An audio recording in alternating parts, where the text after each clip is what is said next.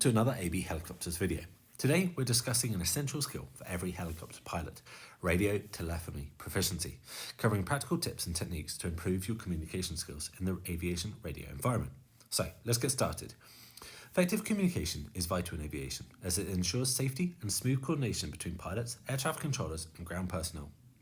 First, let's start with the basics. Familiarise yourself with the phonetic alphabet. This standardised system of words and letters helps eliminate confusion during radio transmissions. Practice and memorise any specific letters of the alphabet that you struggle with, or a specific helicopter registration that you regularly fly in to enhance your clarity and accuracy. Next, try and work on the brevity and clarity of your radio communications.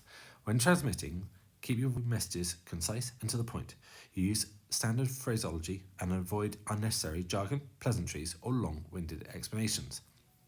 Clear and efficient communication reduces the chance of misinterpretation and frees up the radio channel for other transmissions that may be more time critical. As uncomfortable as it may feel, a sure way to improve your confidence is to simulate radio exchanges outside of the helicopter, perhaps whilst in the car on a commute. Remember to use proper call signs such as your aircraft registration or the flight number. Practice a flight that you've done recently, be it the radio calls that you make when flying the circuit or a longer cross-country flight where you need to obtain permission to cross through a controlled area or zone. Don't forget to begin your transmission with the radio station's call sign and speak slowly, clearly and maintain a calm, professional tone.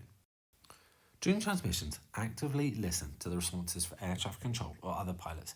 If you miss any information, don't hesitate to ask for clarification. It's better to seek clarification than to proceed with incomplete instructions. As a general rule, if the clearance has numbers in it, it needs to be read back.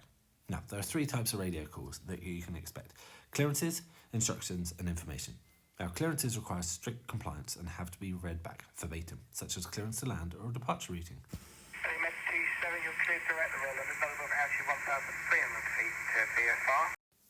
Instructions. Now, these are to be carried out where practically possible and safe to do so. An example would be a taxi instruction via a certain taxiway. Golf Lima, Squawk 7034, the London QNH is 1021. 1021 7034, helicopter Golf Lima. And finally, information. This is the information that's passed for the benefit and the usefulness to the pilot and to ground personnel in the interest of safety.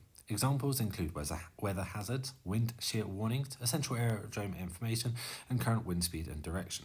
Golf Charlie Hotel traffic information is now 44 just north of Cookham at the moment. We'll be joining the zone H10 eastbound VFR, currently 1400 feet. Golf Charlie Hotel looking. Golf Juliet, Roger, it's 25010 knots. Copy that, Golf Juliet.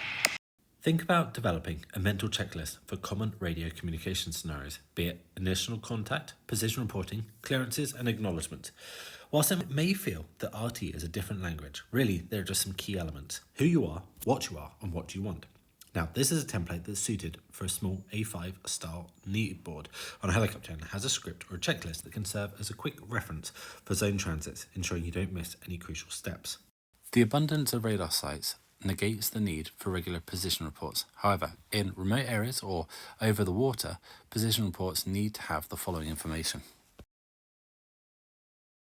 When making a radio call, first listen out to ensure you're not interrupting an existing clearance or instruction, and only to press the transmit switch once you're ready to speak. It's perfectly normal to practice your call first out loud before transmitting over the airwaves. Don't speak too quickly. Try and maintain a constant volume throughout the transmission to make it easier to understand what you're saying. Don't forget to release the button though as soon as you've finished speaking to avoid lots of ums and ahs and taking up the airwaves. Some environments require transmissions to be of a higher standard due to the complexity of the airspace and the intensity of the traffic. Examples of this include the helicopter routes around London, Heathrow and Paris, or the low-level routes crossing Luton or into Manchester Barton in the UK, where prior study of the reporting points and clearance limits is vital to prevent misinterpreting the instructions and prevent potentially causing disruption to major international airports. If you're flying into complex airspace, it's worth speaking to a local pilot or instructor beforehand, taking the time to read the aeronautical information publication, or even watching a few YouTube videos of other pilots.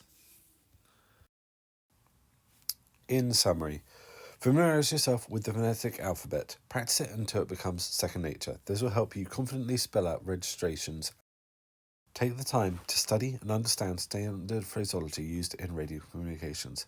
By using the correct terminology, you will sound professional and ensure clarity to your transmissions. Listen out to how other pilots communicate. This exposure will help you become familiar with the flow, pace, and style of radio communications, boosting your own confidence when it's your turn to transmit.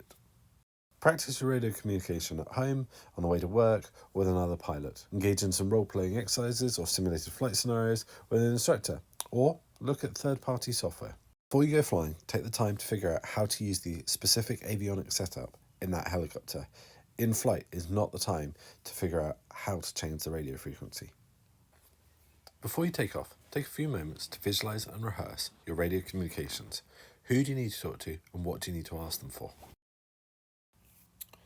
After each flight, take the time to review your radio communications. Reflect on what went well and where you can improve. The self-assessment will help you identify areas to practice and build your own confidence over time. And finally, in the helicopter, stay calm and composed. If you miss a frequency or a transmission, don't worry about it. Don't let it ruffle your feathers. Just say again. Remember, aviate, navigate, communicate. It's at the bottom of the list. As long as you're flying safely, everything else can be dealt with. Building confidence in using the radio takes practice and experience. The more you speak on the radio, the more comfortable and confident you'll become. Keep pushing your comfort zone, and when ready, try and experience flying in busier and more complex airspace. And remember, communicating effectively is a key part to safety in helicopter flying. Hope you've enjoyed watching and found it useful. Until next time, bye-bye.